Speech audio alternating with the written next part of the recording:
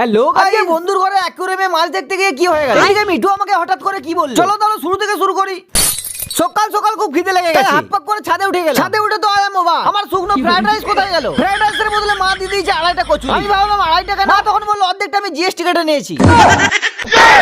এইদিকে আমি 2.5টা কচুরি খাতে হিমশিম খেয়ে গেলাম, আর এইদিকে আমার বউ চপ মুড়ি কচুরি মুড়ি কলাই সিদ্ধ এবং মূলো ছিল 2 পিস। আর এইদিকে আমার বউ আমার খাবার আগে থালাতে যা ছিল সব করে দিল হাফিস। এরপর খাবার খাওয়ার পর মা বললো ছাদে কতগুলো কাঠের টুকরো আছে সেগুলো নিচে নিয়ে আসতে, কারণ ওইগুলো দিয়ে নাকি একটা পিড়ে তৈরি করা হবে। আর পিড়েটা যিনি তৈরি করবেন তিনি আসছেন আমেরিকা থেকে। আর আমাদের দিকে বসা টসার জন্য পিড়ে বেশি চলছে, কিন্তু এতগুলো কাঠ আমি নিয়ে যাবো কি করে? নিয়ে নিলাম একটা প্লাস্টিকের বালতি। এরপর কাঠের মধ্যে বালতি ঢুকিয়ে এই মানে বালতির মধ্যে কাঠ ঢুকিয়ে ফটাফট নিচে চলে এলাম। এরপরে মা আমাকে বলল যিনি আমেরিকা থেকে পিড়ে তৈরি করতে আসছিলেন তিনি নাকি ফ্লাইটটা মিস করেছে, তাই পিড়েটা এখন আমাকেই তৈরি করতে হবে।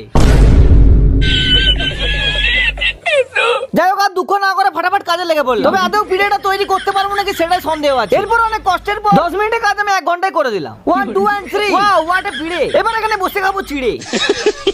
এই কাজ করতে অনেক দেরি হয়ে গেল, তাই চান টান করে চলে গেলাম এই পিড়েকে নিয়ে ছাদে। কারণ দুপুরের ভাতটা এই পিড়েতে বসেই খাবো। আর এদিকে পিড়েতে বসতে না বসতেই আমার দুপুরের খাবার চলে এলো। এরপর ফটাফট দুপুরের খাবার খেয়ে নিলাম। আর এদিকে মিঠু আমাকে কিছু বলার জন্য চেষ্টা করছিল। প্রায় 1 বছর হলো আমাদের বাড়িতে আছে, কিন্তু এখন অবধি কথা বলতে পারছে না। তাই ভাবলাম আজ মনে হয় কথা বলবে। এরপর আমি মিঠুকে বললাম তুই কি কিছু আমায় বলবি? তখন মিঠু বলল কিরিশটা শুনে গানা। এখন প্রায় বিকেল আর আমার বন্ধু চলে এসেছে, কারণ সে নাকি বাড়িতে মাছ চাষ করছে। আর আজকে আমাকে সে নিজে হাতে মাছ ভেজে খাওয়াবে। তাই বেশি দেরি না করে চলে গেলাম সেই বন্ধুর বাড়ি। এদিকে বন্ধুর বাড়িতে আসতেই দেখি বন্ধুর বাড়ির সামনে রয়েছে অসংখ্য ডিজাইনের সরস্বতী প্রতিমা, কিন্তু সরস্বতী মাঝে বিনা ছেড়ে গিটার ধরে নেবে এটা আমি ভাবতেও পারিনি। এরপর বন্ধুর বাড়িতে ঢুকতেই দেখি একটা হরিণের মাথা নামানো রয়েছে। তারপর ভালো করে দেখার পর বুঝতে পারলাম ওটা একটা পেয়ারা গাছের গেঁড়ো।